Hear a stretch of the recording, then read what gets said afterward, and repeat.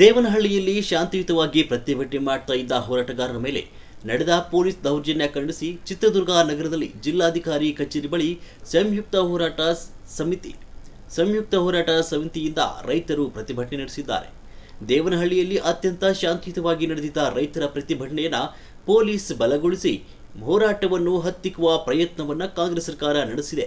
ವಯಸ್ಸಾದ ಮಹಿಳೆಯರನ್ನು ಬಿಡದ ಎಲ್ಲ ಹೋರಾಟಗಾರರನ್ನು ಸಿಕ್ಕಾಪಟ್ಟೆ ಎಳೆದಾಡಿ ಪೊಲೀಸ್ ವಶಕ್ಕೆ ಪಡೆದಿದ್ದಾರೆ.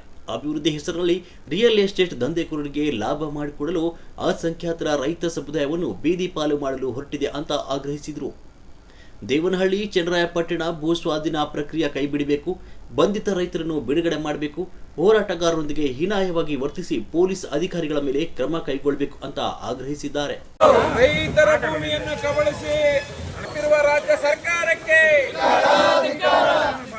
ಕೃಷಿ ಕಾನೂನುಗಳನ್ನು ವಾಪಸ್ ಪಡೆಯದ ರಾಜ್ಯ ಸರ್ಕಾರಕ್ಕೆ, ರೈತರ ಮೇಲೆ ದಬ್ಬಾಳಿಕೆ ಮಾಡುತ್ತಿರುವ ರಾಜ್ಯ ಸರ್ಕಾರಕ್ಕೆ,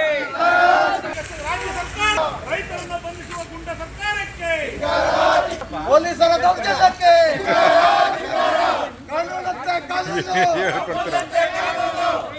ಕಾನೂನಂತೆ ಕಾನೂನು, ಸರ್ಕಾರ ರೈತರನ್ನು ಬಂಧಿಸಿರುವ ರಾಜ್ಯ ಸರ್ಕಾರಕ್ಕೆ, ರೈತ ವಿರೋಧಿ ಸರ್ಕಾರಗಳಿಗೆ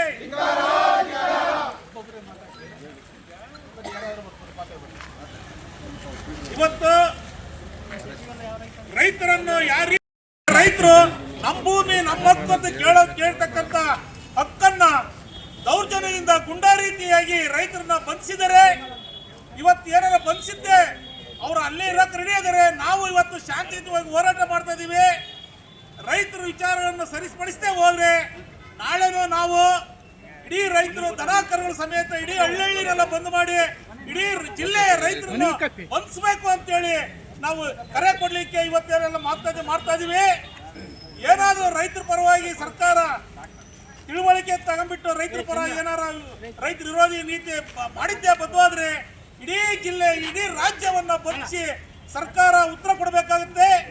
ಸರ್ಕಾರ ರೈತರ ವಿರೋಧಿ ನೀತಿಯನ್ನು ಅನುಸರಿಸ್ತಿದೆ.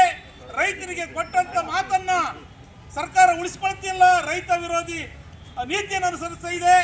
ಅಧಿಕಾರಿಗಳನ್ನು ಪೊಲೀಸ್ಗಳನ್ನು ಗುಂಡಾವರ್ತನೆಯಿಂದ ನಮ್ಮನ್ನೆಲ್ಲ ರೈತರು ಬಂಧಿಸ್ತಾ ಇದ್ದೆ. ನೀವೇನಾರ ರೈತರ ಅನ್ನ ತಿನ್ನುತ್ತೆ ಬದ್ಧವಾದ್ರೆ ರೈತರ ಒಂದು ಏಳಿಗೆಗೆ ನಿಮ್ಮ ಒಂದು ಅಧಿಕಾರ ರೈತರ ಪರ ಏನಾದ್ರು ನೀವು ಸರ್ಕಾರ ಅಂತ ಇದ್ದಿದ್ರೆ ರೈತರ ಪರವಾಗಿ ಒಂದು ಯೋಜನೆ ಮಾಡ್ರಿ. ರೈತರ ವಿರೋಧಿ ನೀತಿಯನ್ನು ಅನುಸರಿಸಿದ ಬದ್ಧವಾದ್ರೆ